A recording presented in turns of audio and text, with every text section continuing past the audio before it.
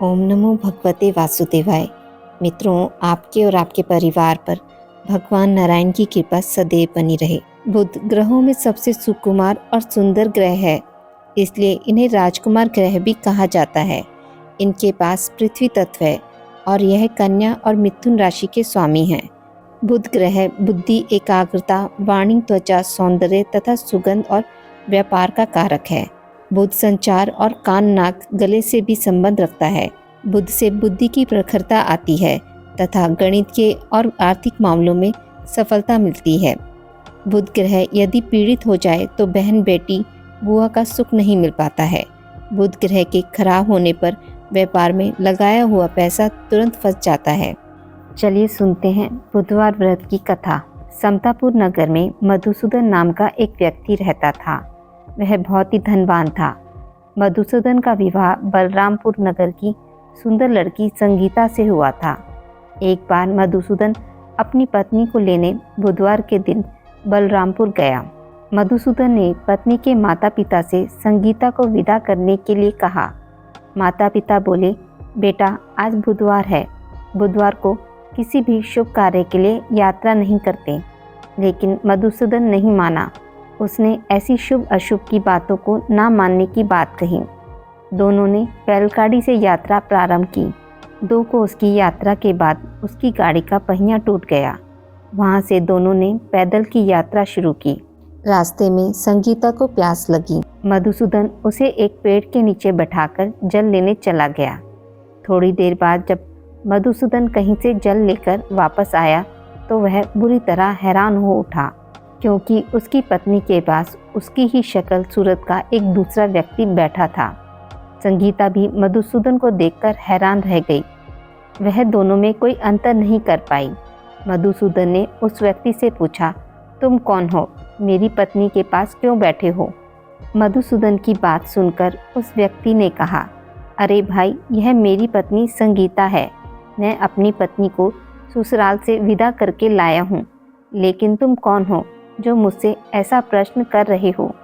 मधुसूदन ने कहा, तुम ज़रूर कोई चोर या ठग हो। यह मेरी पत्नी संगीता है। मैं इसे पेड़ के नीचे बैठाकर जल लेने गया था। इस पर उस व्यक्ति ने कहा, अरे भाई, झूठ तुम बोल रहे हो। संगीता को प्यास लगने पर जल लेने मैं गया था। मैंने तो जल लाकर अपनी पत्नी को पिला भी दिया है। अब तुम चुपचाप यहाँ से चलते बनो, नहीं तो किसी सिपाही को बुलाकर तुम्हें पकड़वा दूंगा। दोनों एक दूसरे से लड़ने लगे। उन्हें लड़ते देख बहुत से लोग वहाँ एकत्र हो गए। नगर के कुछ सिपाही भी वहाँ आ गए। सिपाही उन दोनों को पकड़कर राजा के पास ले गए। सारी कहानी सुनकर राजा भी कोई निर्णय नहीं कर पाया। संगीता भी उन दोनों में से अपने वास्तविक पति को नहीं पहचान पा रही थी।